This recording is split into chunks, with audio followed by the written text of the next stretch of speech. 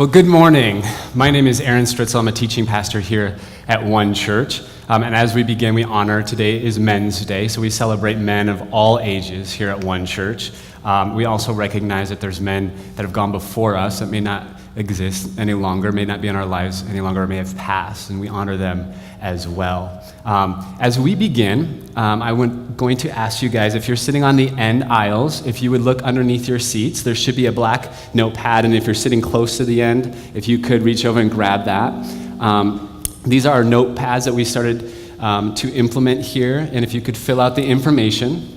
It's just your basic information, your name, your social security card, your bank account, everything else, so we can stalk you, steal your identity, and all that jazz. But if you can, obviously I'm joking, hopefully. If you're new here, we don't do that at all. But if you would pass it to the center, and then pass it back, and as you're doing that, maybe you're sitting to somebody you don't know their name, you can look, and that way after the service you can greet them by their name. And we're going to continue emotionally healthy spirituality today. Last week, Pastor Ryan shared about becoming your authentic self, or becoming your true self. For me, it's been a struggle a lot of my life to becoming my true self, learning to live into that. This week, Pastor Ryan and his family are in Ohio. They're visiting extended family there, the relatives back there. Today, Pastor Ryan is actually speaking at basically our sponsor church in Ohio. So he's giving a message there for Father's Day to those people. So we ask that you keep them in your thoughts and prayers as they're traveling and they're out there enjoying themselves. And we're going to jump in today with chapter 5, going back in order to go forward. So the other day, well, let me back up one second. My wife and I, we're parents. We have 2 little kids. And early on in our parenthood, we decided there's a couple major things. Obviously, there's a ton of things when you're a new parent. You're like, oh, I got to do this, and I got to do that, and I got to plug my walls, and I got to watch the stairs, and I got all this stuff. But there was 2 things that really stuck out to us. One of them was the golden rule, which is kind of like an obvious one. Do unto others as you would want them to do unto you. We wanted to instill this in our kids. And the other one isn't as obvious, but we wanted to instill within our kids a sense of curiosity and wonder and encourage that. I think children naturally have that, and as they get older, many of us, sometimes we have that sucked out of us. Or as we become adults, we have this innate feel that we have to have the answers, or we have to feel like we have the answers, or feel like we have it all together. And we wanted to try to encourage our kids to constantly ask questions. And the other day, my oldest, he's very curious. He's always asking questions. But this was one of those why circular questions, like why, that happen when you're a parent. All parents know this. Anybody that's worked with kids or been around kids is familiar with this question. And so it had to do with his Legos. Like, could I bring these Legos to this place that we're going? And I was like, no, you can't bring your Legos. He's like, well, can I bring my Legos in the car? I was like, no, you can't bring your Legos in the car. And he's like, well, why? It's like, well, because I had to clean them out before, because I don't want you to lose them. I'd just rather have you keep them here. Well, I don't care if I don't lose them. That's okay with me. Can I just bring them in the car? I was like, no, because I don't want to lose them. Well, I don't care if I lose them. Okay, well, I don't want to pick them up. Well, it doesn't matter to him in his world. He doesn't care. He just wants to bring his Legos, right? And so finally, it was like this nagging thing, like, why? And so finally I responded with the phrase that I swore I never would say, because I told you so, or because I said so. And as soon as that happened, I felt really awful. First of all, I mean, it's not a bad thing. It's not like I hit my kid or something, but it's one of those phrases that I was like, as soon as I said it, I was like, no. So I quickly just explained it afterwards. I was like, well, you can't, because I felt really bad. And part of that is reflecting on my childhood. When I was a kid, I remember my mom saying that to me all the time. And it just bugged the snot out of me. It irritated me. And sometimes I knew she kind of enjoyed it, because she would say it like, because I said so, and kind of laugh and snicker. Now, she had 5 kids, so I imagine, I have 2. And I feel bombarded with questions. So I imagine with 5 kids, what she was feeling, and I'm sure she was just exhausted, like, because I said so. There you go, simple answer. Then you don't have any more questions after that, because I said so. There you go. But I swore I would never say that. And then I found myself saying that. Have you ever found yourself saying something or doing something that you promised or you swore you would never do, that you saw your parents say or your parents do? Or you found yourself acting in a way, they're like, midway through, you're like, oh my goodness, this is exactly what my dad did. Or this is exactly what my aunt did. I'm becoming my mom. This realization in the midst of it is just kind of surreal, right? Part of that, as we all know, going back to go forward, as the topic of today, is the fact that our family influences who we are today. And that's what we're going to be talking about, is this idea that our family influences who we are today, and often in ways that we're not conscious of. All right? So as we begin, we're going to jump into this idea that psychologists say there's 5 basic needs that all humans have early on in life. So we all have a need first for place, and this can be seen in sort of, if you've been around a mother-to-be and their nesting instinct, like creating this nice environment, this crib, these colors, these toys, there's this instinct innate within them to create a place to bring new life into. Then there is a need to be nurtured. And yeah, it's to be cared for, but it's also this need to be physically touched and held and nurtured very early on in life. Then there's a need for support, to be encouraged, right? There's a need to be protected, physically, obviously, but also emotionally protected and sexually protected. And then lastly, there's a need for limits, to understand our limits, to understand that, and this may be harder for boys than girls, but to understand you don't climb a big tree and jump off of it, or you don't climb onto the roof and then jump onto your trampoline and try to do a backflip off, right? There's this need to understand that there are limits to life, okay? And many suggest that when one of these needs aren't met, then there's certain behaviors that are reflected in our life later on. And that it helps when we go back and we learn and we uncover what needs may have not have been met early on in our life, and how might that have been so, and how does that reflect into our life today. And so as we begin, it's a lot of this. First of all, it's kind of obvious in one hand in the fact that our families influence our life, but a lot of this is kind of stirring up and reflecting on your own life.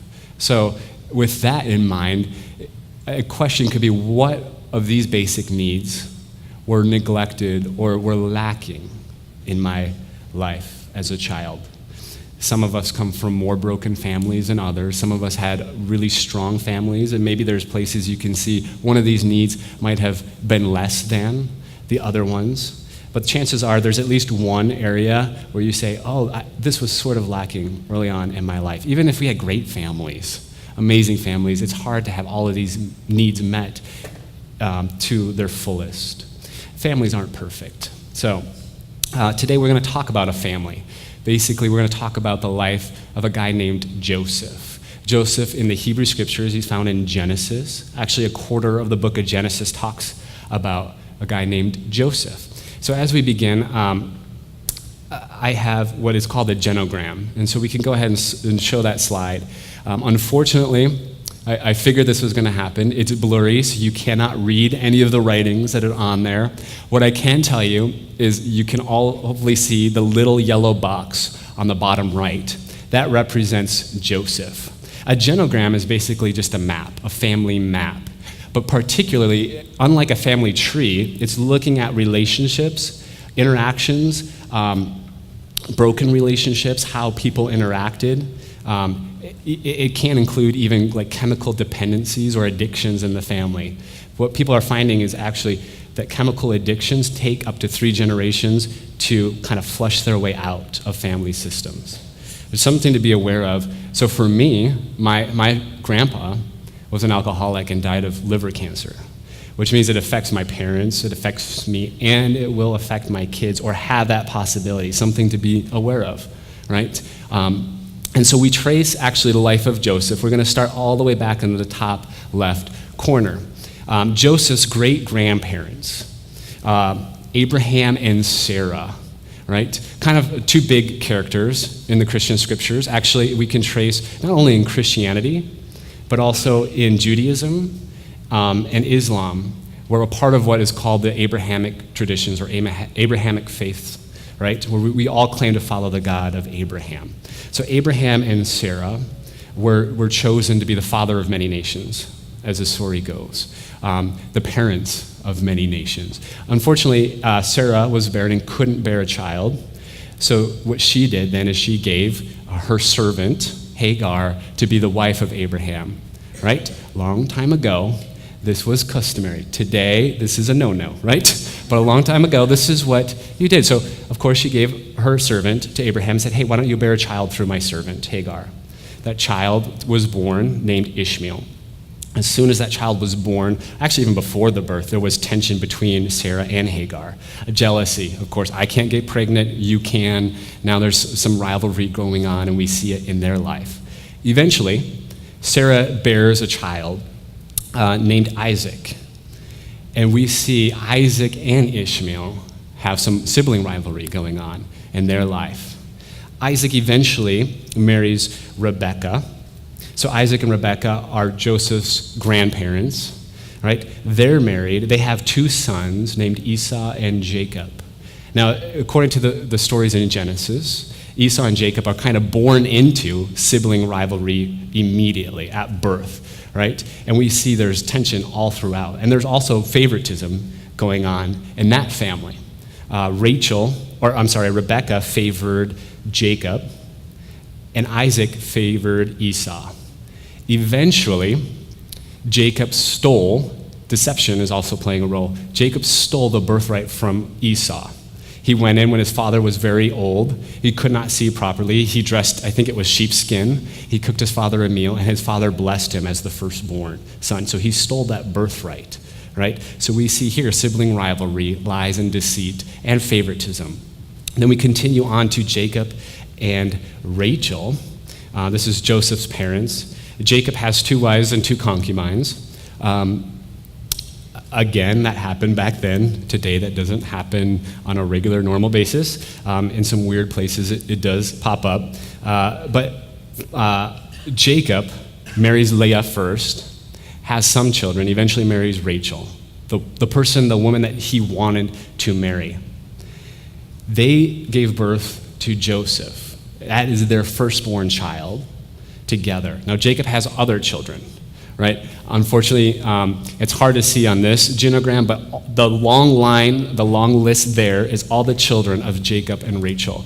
And then, of course, Joseph, which is towards the very end, is the firstborn of Rachel.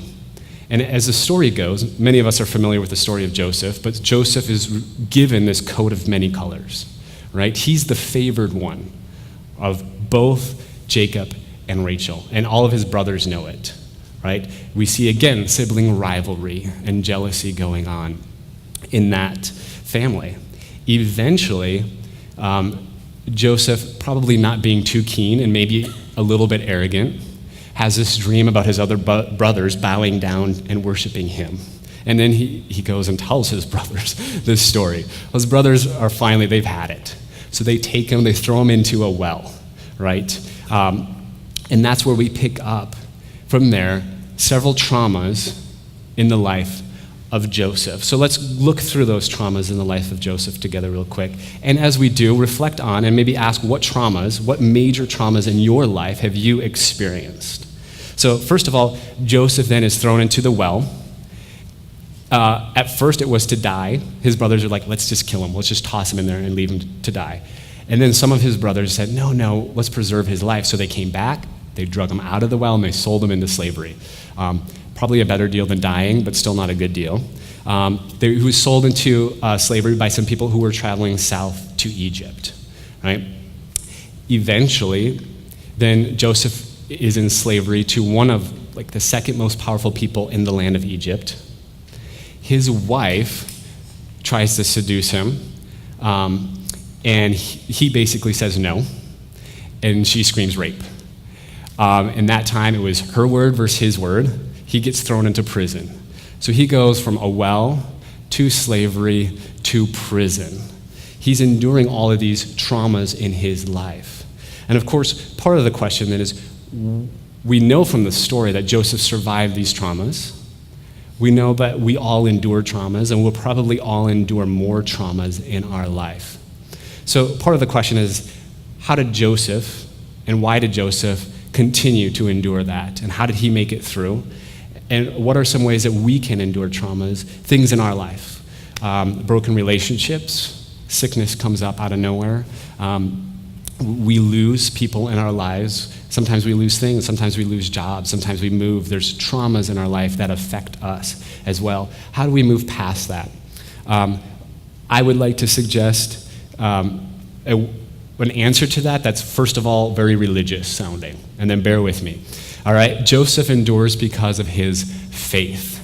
So that sounds very religious. It sounds like something you would hear at any church, and any given Sunday, right? We endure because of faith. Now where I think it might be a little different, and I hope this has come across before here at One Church, but my view of faith is that faith is much more about trust. For some people, they view faith as absolute certainty, or the more certain we are, or they view faith as a list, like a checklist. If I believe this and this and this, that is my faith.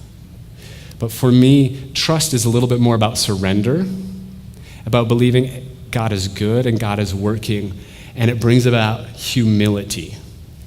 So I've experienced this in the lives of other people around me and people here at One Church, that as you go through life, some people experience traumas and they bear down and they can get harder and maybe more dogmatic, maybe more even broken, like they lose faith.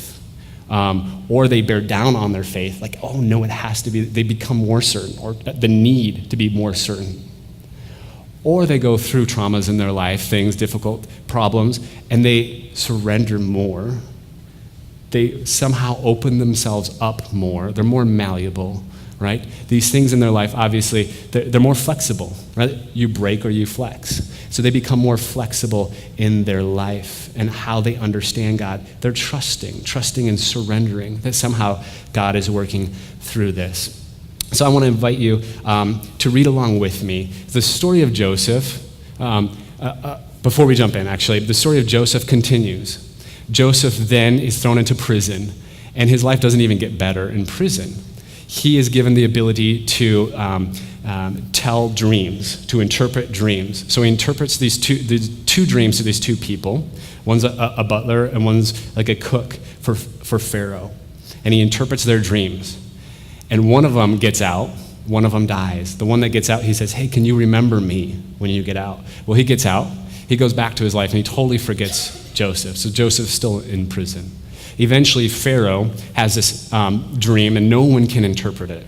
Light bulb goes off in the other guy's head, like, oh, hey, there's this guy in prison that interpreted my dream. Maybe he can read your dream and help us understand. So Pharaoh goes to Joseph. Joseph then interprets his dream, which was something along the lines of, he dreamt that they had 7 fat cows, and then there were 7 really skin, almost deadly cows that ate the 7 fat cows, right? And Joseph interpreted that to say, hey, we're going to have 7 years of abundance, followed by 7 years of famine. And Pharaoh said, wow, that's pretty amazing. So he made him basically second in command and said, I want you to store up food in the 7 good years so that we can make it through the 7 years of famine. So Joseph now is living in Egypt, away from his home, away from his family. He's endured all these traumas, and now he's like the second in command to one of the most powerful nations around the area. His family, because of the famine, must journey down to Egypt to take the food from Egypt, which was built up because of Joseph. So his brothers, the people that threw him into the pit and sold him into slavery, now come down to Egypt, and they journey down there. At first, they don't recognize Joseph. Joseph then tells him who he is. His brothers are obviously scared at first, like, oh my gosh, this is the guy that we just sold into slavery. And he's alive, and he's a very powerful person. And maybe they're finding themselves, oh yeah, that dream that he told us about. Now we're actually living into that dream. Joseph is reconciled with his family, reconciled with his dad. His dad passes, and that's where we pick up the story here. So I want to invite you to read along with me. In Genesis chapter 50, it says, "After he buried his father, Joseph returned to Egypt with his brothers and all who had gone up with him to bury his father. Realizing that their father was dead, Joseph's brothers said, 'What if Joseph still bears a grudge against us and pays us back in full for all the wrong that we did to him?'" So Joseph's brothers haven't changed too much. They're still looking out for themselves. So they approached Joseph, saying, "Your father gave us this instruction before he died. Say to Joseph, 'I beg you, forgive the crime of your brothers and the wrong they did in harming you. Now therefore, please forgive the crime of the servants of the God of your father, Joseph.' Then Joseph wept when they spoke to him. And his brothers also wept, fell down before him, and said, 'We are here as your slaves.'" And this is where we see that Joseph's trust and his surrender and his openness is on display here. But Joseph said to them, "Do not be afraid. Am I in the place of God? Even though you intended to do harm to me, God intended it for good, in order to preserve a numerous people as he is doing today. So have no fear. I myself will provide for you and your little ones." In this way he reassured them, speaking kindly to them. Joseph was given the opportunity to continue that cycle of sibling rivalry, of lies and deceit. And here he could have taken advantage of his brothers and broke that chain, broke that cycle, which I think is the hope that we can draw from his story, but the hope in our lives as well, as we look back at the cycles of our family dynamics. And hopefully realize there are certain cycles that happen, certain things that continue on in our family, but that doesn't have to be so. There's ways to move through and to break those cycles, as Joseph did. And I would suggest that it's because he had trust, that the man that we see here and we read about was a humble man, even though a powerful man. When he was younger, with the coat of many colors, kind of prideful and arrogant. And yet through all the traumas, broken in a humble way, right? Realizing that, and here I think is the key verse, not only of this passage, but one of the key verses for all of Scripture, which is, "You intended to harm me, but God intended it all for good." There's different ways to read this. There's different ways to understand or interpret this.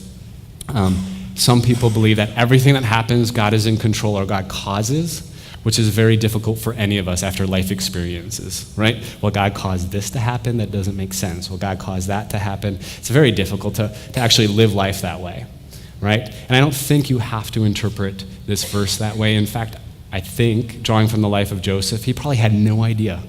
I don't know why I'm in a well. I don't know why I'm in slavery. I don't know why I'm in prison. Somehow I believe that God's going to work through it all. In the midst of the traumas, we may not have the answers. We might not know why, but trusting that through it all that God's working. There's a book I'm reading, and I'd like to just read a little portion to you that kind of hits on this point. It says, "Some have said that everything that happens is for the best. They suppose that even terrible earthquakes and wars express God's providential care for the world. They cite Romans 8:28, which in the King James Version states that all things work together for good." Anybody heard that verse before? All things work together for good? But the more accurate translation, given in the RSV, tells us the following: "In everything, God works for good." Even in the midst of devastating events that do not express God's purposes, God's working for good. It's kind of something I can jump behind a lot more than the fact that everything that happens is expressed because God intended it to, right? Even in the last week with the shootings, like, God intended that to happen? Or maybe somehow can I trust that in the midst of great evil, God can work through and bring about good?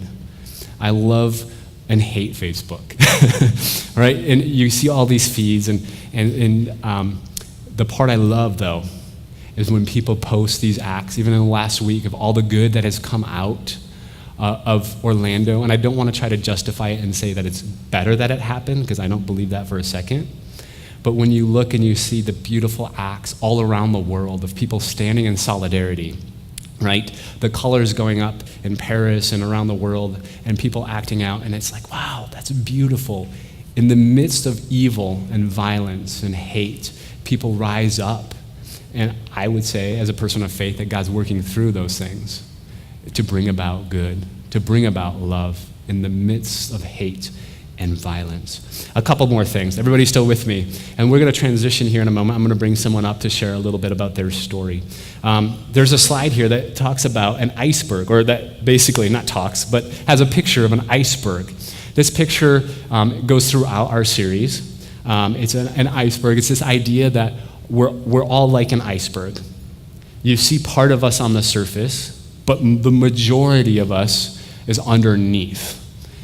When we interact with people, we're interacting with people on the surface level. But the majority of them we do not see and understand. Does that hopefully make sense? So family dynamics play a role into this pretty heavily.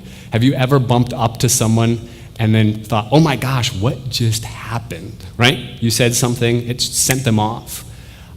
It's like two icebergs colliding, and you see them over there, and all of a sudden, bam, and you're like, what the heck happened? Here's a story to illustrate this. And this was shared actually in our one group this past week. We have 2 one groups, and we're going through this sermon series. And this person shared this story. And before I share it though, part of our one groups is confidentiality. So I did ask this person, and Michael gave me permission to share this. So I don't want you to think, wow, man, he's going to share all my junk at our one groups. But he shared it, and I thought it illustrated it very well. So he talked about him and his husband were taking a trip to Chicago. And he was looking through, was it a magazine or online? And he saw that Chicago has some great Italian food. It's hard to tell a story when somebody's in here. You're like, I hope I get it all right. It has some great Italian food. So off the cuff remark was like, hey, maybe we should go and get some good Italian food, right? Sounds good. Just like looking at different things, right? A lot like my wife, who's more spontaneous, would be like, hey, maybe we should do this, maybe we should do this.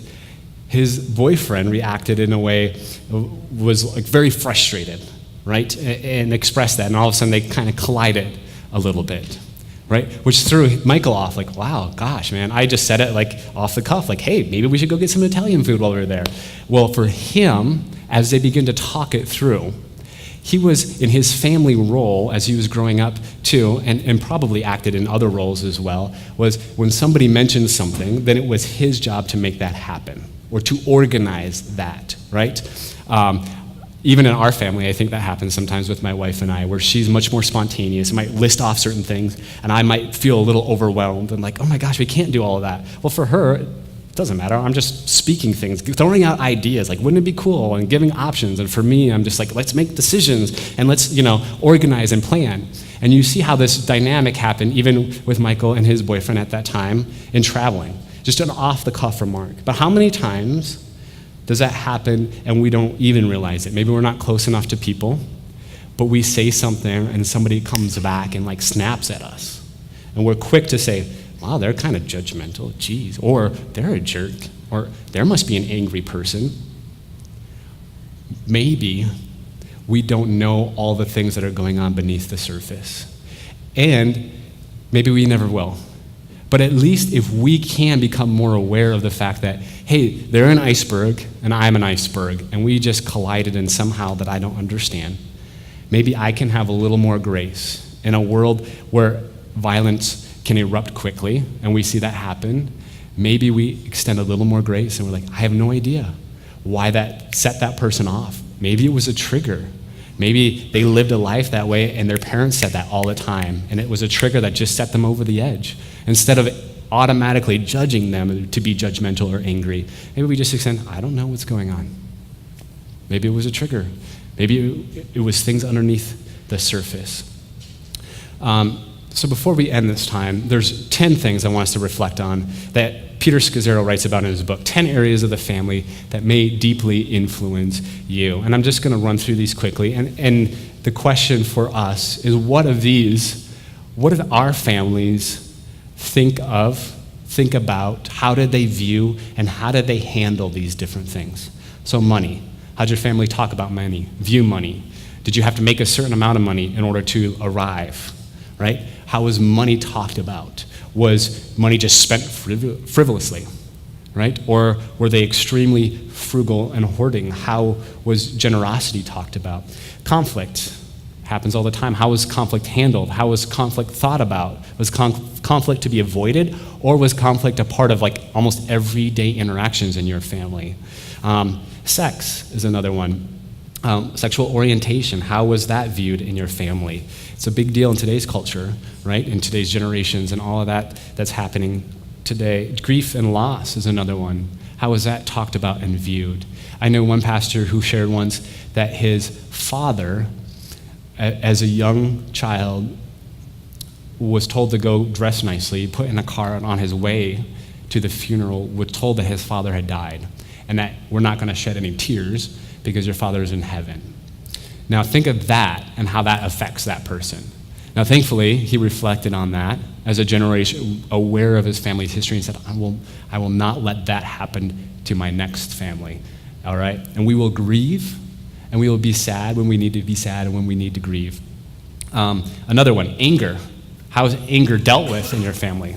Another one is family, but it's just how is the family understood? Do they keep their secrets? We don't talk about things to other people about our family. We don't share anything. We're very secretive. We're very private. How open are we?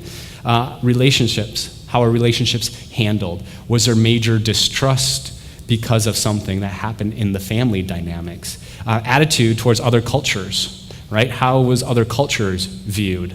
How do people view success? And lastly, feelings and emotions. How were they viewed in the family? How are they expressed? Were you not allowed to have feelings and emotions? Were you punished if you had feelings and emotions? Were there some that weren't allowed and some that were allowed? So now I'd like to transition here, and I'm going to invite somebody up to kind of share a little bit about their life and their experience with this very thing. If you would you welcome my wife, Miss Molly Stritzel, up to come share with us?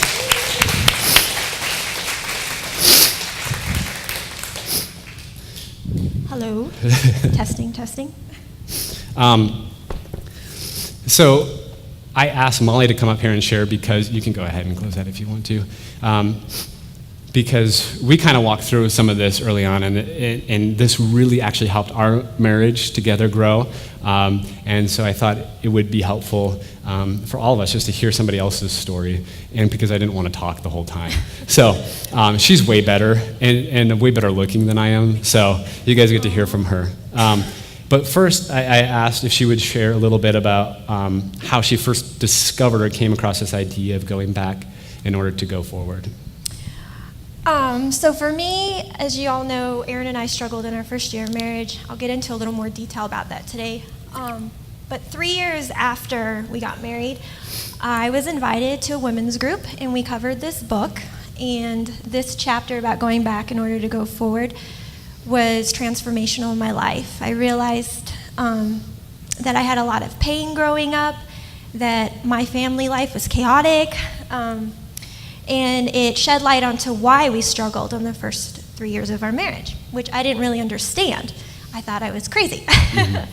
And so, for instance, let me give you some examples of how we struggled. I couldn't handle criticism. I put the toilet paper on backwards. Aaron likes it one way, I did it the other way. I mean, it was silly stuff like that, but I had never lived with anybody. He was the first person I lived with, and there was just a lot of things you had to get used to. And when I was little, I was criticized all the time by my mom for not doing things right, yada, yada, yada. It was everything. I don't think I heard one positive thing that I can recall.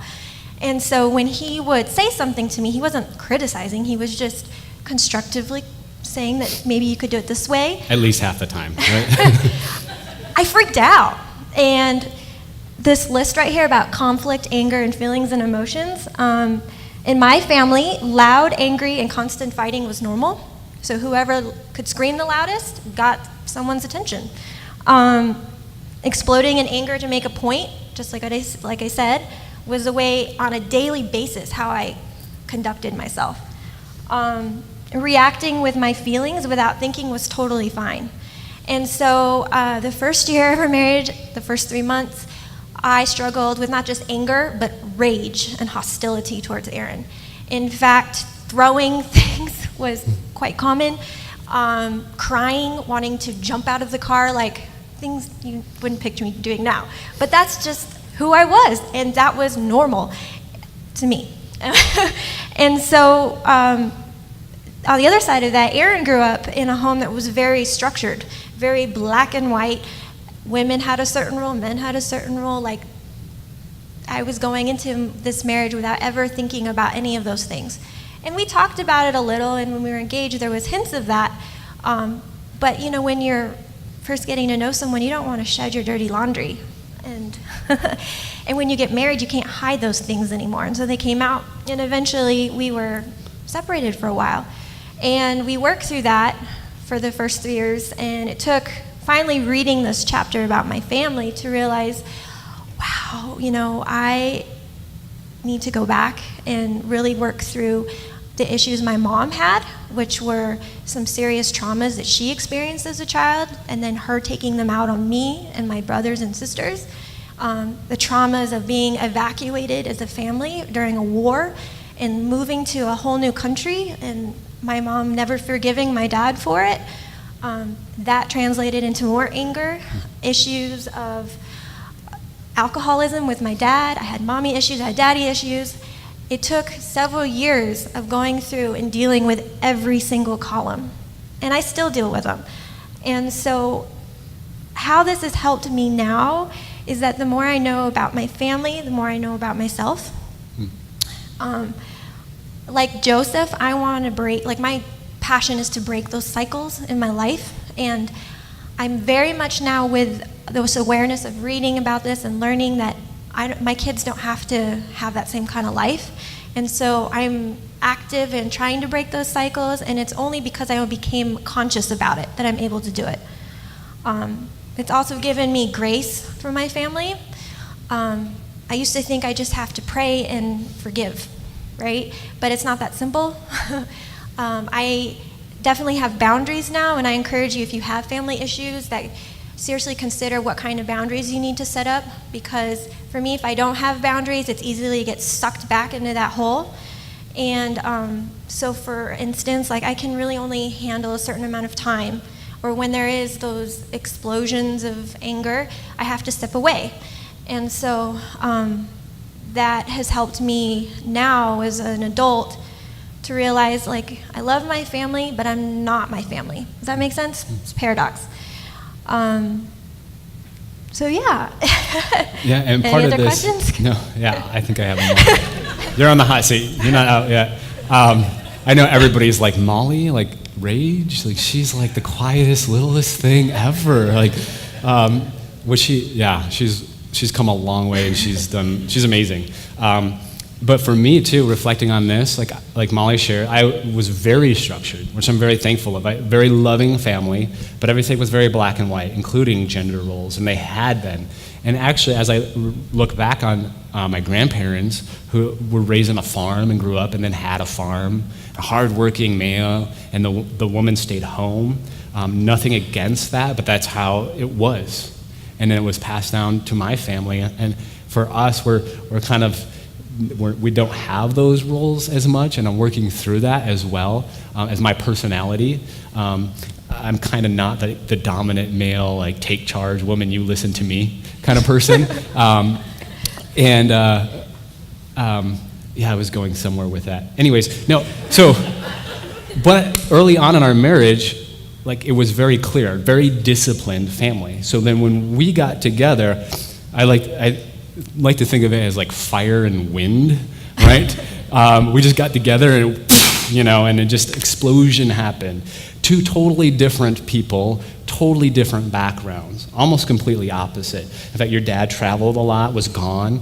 I knew, I hope this is okay, but I knew her mom. I had worked at McDonald's for 2 years, and everybody there knew her mom because she was she was the loud Filipino that came in, and that her meal was never right. So I knew her mom. I was like, oh, that's your mom. Oh, You awesome. still married me. Yes, I did. I kind of liked you. But that's just one example. We were thankfully able to work through that. But how many times is there interactions with other people that we have no idea what's going on underneath the surface? And so at the very least, it's bringing awareness to our relationships with that spouse or that loved one that we have, but also extending that grace to everyone else around us, so realizing we're all carrying around that. We all have these huge icebergs that are a part of who we are. But yeah, you worked through that, and I worked through, I had my own stuff. Again, I was rigid, and she was kind of more explosive. And it was like, yell if you didn't get your way. And I was like, oh, we don't do that, what? And so I was really strict, and it's kind of like the more strict I became, the more she was like, I'm busted. It's like a straitjacket, right? So early on, I thought it was all her. I'm like, man, she's got some anger issues. And then people came alongside of us, and I think kind of shifted that and said, and this might come back to sort of Men's Day, but we grew up in a tradition too that was like, men are the leaders. You take charge. Even in the religious tradition, head of the household type thing. And if I take anything from that now, from Scripture, it's that Scripture teaches us to love our families as Christ loved the church, as Jesus loved others. And Jesus walked humbly, exemplified servanthood, and gave his life for other people in service to that. And so now I look at it, I'm like, oh my gosh, this idea of, man, we're the head of the household, we wear the pants in the house and we tell everyone else what to do, is so backwards almost completely than what Scripture teaches, in the sense that Jesus teaches us that we are to serve, right? And to walk in. So I had major things that I had to release and to walk through as well, and that really helped us. And with that, many of you know I'm in naturopathic school to be a doctor. When I was younger, I was encouraged to be a nurse. I was encouraged to be a school teacher. I was never encouraged to be an engineer or a doctor. And so, it took a long time for me to figure out what I wanted to do and like getting through all those messages. And so, I'm back in school much later than my cohort, but it just took the time to figure out I can do that. And those messages that I receive from my family don't have to keep me in this little box. And so we have a very egalitarian marriage now, and that took a lot of work too to get to that place. And it mainly was because we went back to go forward. And if we didn't, we might not be in this place that we are today.